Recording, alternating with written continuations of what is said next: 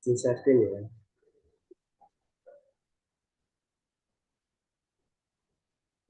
Apakah sudah terlihat?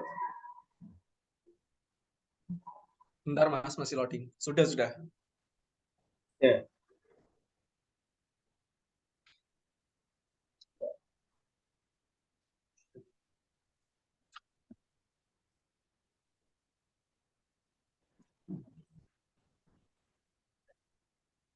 Sebelumnya, Assalamualaikum warahmatullahi wabarakatuh. Perkenalkan, kami dari kelompok 11 dengan anggota saya sendiri, Muhammad Riko Aulia, NPM 193100095. Kemudian ada Haria Giri Kusuma dengan NPM 193100137 dan ada Faristi Chandra Kirana 193100106. Nah, sebelumnya kita ke pengantar terlebih dahulu ya. Saya Haria Giri Kusuma, NPM 193100137.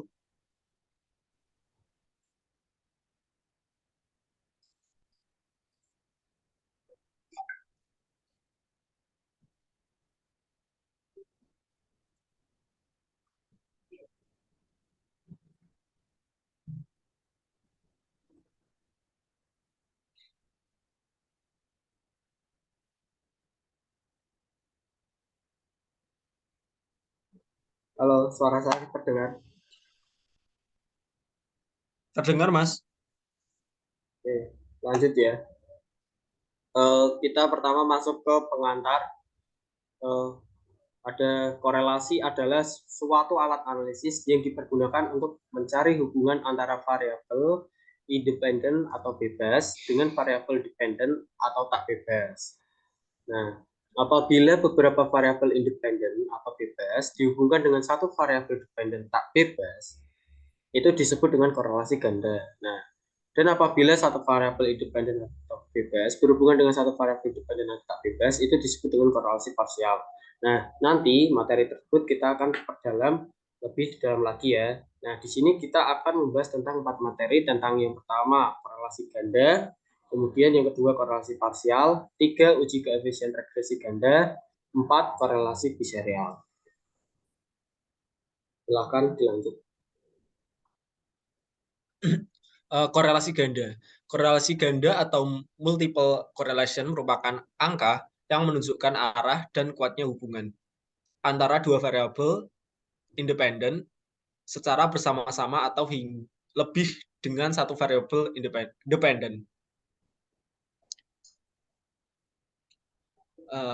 Korelasi ganda bisa dilihat di rumus untuk mencari korelasi ganda, yaitu RY(X1 X2) sama dengan akar R kuadrat X1Y plus R kuadrat X2Y dikurangi 2 kali RX1Y dikali RX2Y dikali RX1X2 per 1 dikurangi R kuadrat X1 X2. Keterangan RYX1 X2 adalah koefisien korelasi X1 dengan X2 secara bersama-sama dengan variabel Y, Rx1Y sebagai koefisien korelasi X1 dengan Y, Rx2Y adalah koefisien korelasi X2 dengan Y, Rx1X2 adalah koefisien korelasi X1 dengan X2. Selanjutnya, untuk mengetahui apakah hubungan antar variabel tersebut berarti atau tidak, maka dilakukan pengujian keberartian koefisien korelasi ganda dengan menggunakan rumus sebagai berikut. FH sama dengan R kuadrat per K per 1 dikurangi R kuadrat per N dikurangi K dikurangi 1. Untuk keterangannya, FH sama dengan tingkat signifikansi korelasi ganda, R adalah koefisien korelasi ganda, K adalah jumlah variabel independen, dan N adalah jumlah sampel. Untuk contoh soalnya, yaitu hubungan antara gaya kepemimpinan dan situasi kepemimpinan dengan iklim kerja organisasi, bisa dilihat untuk variabel yang dikorelasikan, yaitu gaya kepemimpinan dengan iklim kerja organisasi atau RYX1. Untuk R hitungnya 0,39, R tabelnya 0,297, keterangannya signifikan, R kuadratnya sama dengan 0,152. Untuk situasi kepemimpinan dengan iklim kerja organisasi RYX2, R hitungnya 0,38, R tabelnya 0,297, keterangannya signifikan, R kuadratnya 0,143. Untuk gaya kepemimpinan dengan situasi kepemimpinan atau RX1X2, R hitungnya 0,3, R tabelnya 0,297, keterangannya signifikan, R kuadratnya 0,092. Next. Hubungan antara gaya kepemimpinan dan situasi kepemimpinan dengan iklim kerja organisasi. Untuk rumus yang tadi, kita masukkan datanya, yaitu akar dari 0,39 kuadrat plus 0,38 kuadrat dikurangi 2 dikali 0,39 kali 0,38 dikali 0,3 per 1 dikurangi 0,3 kuadrat, yaitu hasilnya 0,566. Terdapat korelasi positif antara gaya kepemimpinan dengan situasi kepemimpinan secara bersama-sama dengan iklim kerja sebesar 0,566 atau sedang. Korelasi tersebut baru berlaku untuk sampel yang diteliti. Selanjutnya, diuji signifikansinya agar dapat digeneralisasikan atau tidaknya. Dengan rumus FH sama dengan R kuadrat per K per 1 dikurangi R kuadrat per N dikurangi K dikurangi 1. Kita masukkan data-datanya, 0,566 kuadrat per 2 per 1 dikurangi 0,566 kuadrat per 44 kurangi 2 kurangi 1, hasilnya 9,663. Setelah itu, harga FH dikonsultasikan dengan F-tabel atau taraf signifikansi yang digunakan yaitu 5%. Jadi F-tabel adalah 3,225. Dengan ketentuan apabila FH lebih besar dari F-tabel, maka koefisien korelasi ganda yang diuji signifikansi, sehingga dapat diberlakukan atau digeneralisasikan untuk seluruh populasi. Nah, selanjutnya kita masuk ke korelasi parsial. Korelasi parsial atau partial correlation merupakan perluasan dari korelasi sederhana atau korelasi Pearson. Ya. Jika korelasi sederhana melibatkan satu variabel terikat atau dependen dan satu variabel bebas atau independen, maka untuk korelasi parsial melibatkan lebih dari satu variabel bebas dan satu variabel terikat. Nah, variabel bebasnya terbagi atas dua penggunaan, yaitu satu variabel bebas sebagai yang memiliki hubungan dengan variabel terikat dan variabel bebas yang lainnya sebagai variabel kontrol, di mana variabel ini diduga mempengaruhi hubungan antara variabel bebas dan variabel terikat. Nah, sederhananya korelasi parsial atau partial correlation itu adalah suatu metode pengukuran yang digunakan untuk mengetahui hubungan antara dua variabel, di mana variabel lainnya yang dianggap berpengaruh dikendalikan atau dibuat tetap, yaitu sebagai variabel kontrol. Nah, ini beberapa sebuah rumus untuk korelasi parsial ya. Yang pertama itu hubungan antara variabel bebas X2 dengan Y apabila X1-nya itu tetap. Nah, itu gambarnya. Terus ada rumusnya, berarti R X1 dalam kurung X2Y sama dengan R X2Y kurangi R X1Y dikali R X1 X2 dibagi akar dalam kurung 1 kurangi R kuadrat XIZ dikalikan dalam kurung 1 kurangi R2 X1 X2.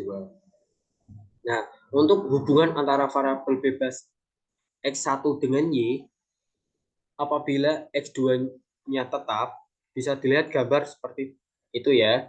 Kemudian untuk rumusnya Rx2 dalam kurung X1Y sama dengan Rx1Y kurangi Rx2Y kali Rx1X2 per akar dalam kurung 1 kurangi R2X1Y dikalikan dalam kurung 1 kurangi R2X1X2. Nah, kemudian yang terakhir ada hubungan antara variabel bebas X1 dengan X2 apabila Y-nya tetap. Dilihat gambar seperti berikut ya. Nah, untuk rumusnya berarti RY dalam kurung X1 X2 sama dengan RX1 X2 kurangi RX1Y kali RX2Y dibagi akar dalam kurung 1 kurangi R2XY dikalikan dalam kurung 1 kurangi R pangkat 2 X2Y. Nah, untuk keterangannya, Rx1Y itu adalah koefisien korelasi X1 dengan Y. Kemudian kalau Rx2Y itu koefisien korelasi X2 terhadap Y. Nah, untuk Rx1 X2 itu berarti koefisien korelasi X1 dengan X2. Nah, X1 dalam kurung X2Y itu artinya koefisien korelasi parsial X2 dengan Y bila X1-nya itu tetap. Kalau Rx2 dalam kurung X1Y itu koefisien korelasi parsial X1 dengan Y bila X2-nya tetap. Nah, untuk Rz dalam kurung X1, X2 itu koefisien korelasi parsial X1 dengan X2 bila Y-nya itu tetap. Nah, selanjutnya untuk menguji koefisiensi korelasi parsial diperlukan rumus T hitung sama dengan R par, nanti hasilnya akar N kurangi 3 dibagi akar 1 kurangi R parsialnya dikuadratkan. Nah, berikut contohnya. Pada salah satu area pembibitan di PT Tunas Argo telah diketahui bahwa pertumbuhan bibit kelapa sawit di MN minus seri kurang maksimal.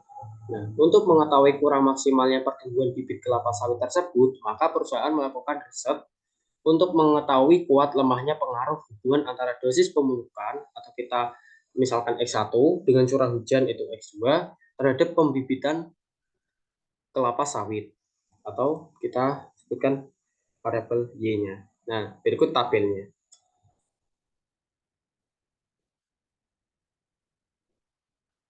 Nah, penyelesaian. Nah, kita berangkat dari hipotesisnya. HA-nya berarti ada pengaruh yang signifikan antara curah hujan X2 dan pertumbuhan bibit kelapa sawit variabel Y jika dosis pemupukannya X atau variabel X1-nya itu tetap. Nah, H2-nya berarti sebaliknya ya, berarti tidak ada pengaruh yang signifikan antara curah hujan X2 dan pertumbuhan bibit kelapa sawit variabel Y jika dosis pemupukan X1 itu tetap. Nah, pada riset yang dilakukan kali ini akan menitik beratkan terhadap pengaruh curah hujan variabel X2 terhadap pertumbuhan bibit kelapa sawit yaitu variabel Y dengan dosis pemupukan X1 itu yang dikendalikan. X1-nya itu berarti tetap. Nah, ini rumusnya ya teman-teman. Kemudian untuk perhitungannya, berarti kita mencari sebuah korelasi ya, korelasi X1 terhadap Y. Nah, diperoleh hasilnya 0,946. Kemudian untuk Rx2Y itu diperoleh negatif 0,038. Nah, untuk korelasi Rx1 dengan X2 itu diperoleh 0,05. Sehingga diperoleh, masukkan ke rumusnya Rx1 dengan X2Y, masukkan nanti diperoleh hasilnya negatif 0,26516. Kemudian kita akan menguji signifikannya dengan nilai T hitung. Nah, T hitung kita sudah tahu rumusnya, kita masukkan aja. R par itu berarti hasil yang diperoleh itu negatif 0,26516. Kemudian di akar, N-nya, N itu banyaknya data tadi kan ada 12. Berarti 12 kurangi 3 dibagi akar 1 kurangi R par-nya kita kuadratkan. Nanti diperoleh hasilnya T hitungnya negatif 0,825. Nah, kemudian untuk mencari KP atau kita sebut dengan koefisien determinannya, nah berarti hasil R par-nya itu kita kuadratkan, kita kalikan 100%. Nah, nanti diperoleh 7,031%. Kemudian kita akan membandingkan, berarti kita perlu mencari T tabel dengan taraf signifikannya, berarti alfanya 0,05 dengan dB-nya berarti N kurang 1 ya. Tadi kan N-nya itu 12, kurang 1 berarti 11. Nah, untuk uji dua pihak nilai. Nah, kita lihat di tabel T, diperoleh nilai 1,79A. Nah, kesimpulannya, karena T tabel itu lebih besar dari T itu, maka HA itu diterima, sehingga ada pengaruh yang signifikan antara curah hujan variabel X2 dan pertumbuhan bibit kelapa sawit Y jika dosis pemupukan X1 itu tetap dengan koefisien determinannya sekitar 7,031%. Selanjutnya, Saya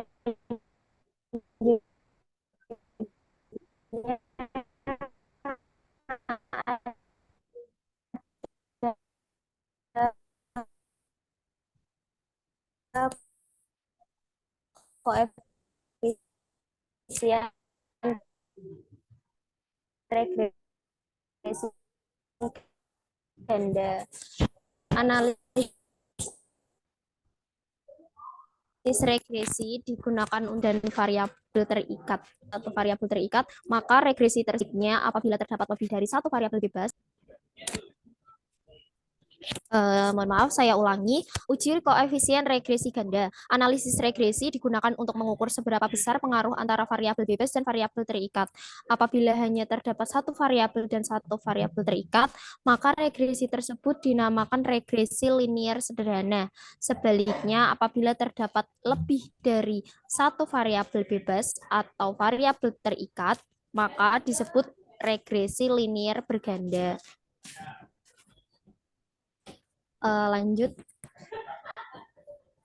Contoh, seorang manajer pemasaran deterjen merek Attack ingin mengetahui apakah promosi dan harga berpengaruh terhadap keputusan konsumen membeli produk tersebut. Hipotesisnya H0, beta 1 sama dengan beta 2 sama dengan 0. Promosi dan harga tidak berpengaruh signifikan terhadap keputusan konsumen membeli deterjen merek Attack.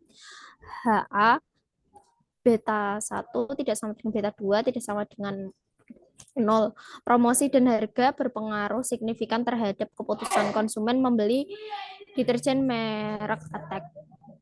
Berikut tabelnya, dan untuk rumusnya Y sama dengan A plus B1X1 plus B2X2 plus titik-titik plus BN kali XN. Tabelnya bisa dilihat dan lanjut. Berikut adalah tabelnya X1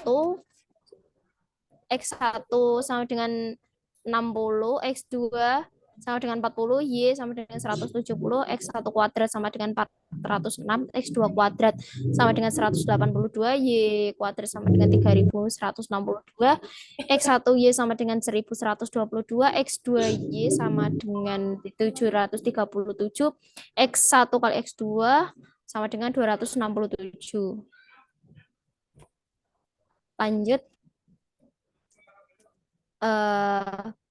Kita kalkulasikan langsung saja, bisa didapat 170 persamaan 170 sama dengan 10A plus 60B1 plus 40B2 sama dengan 1.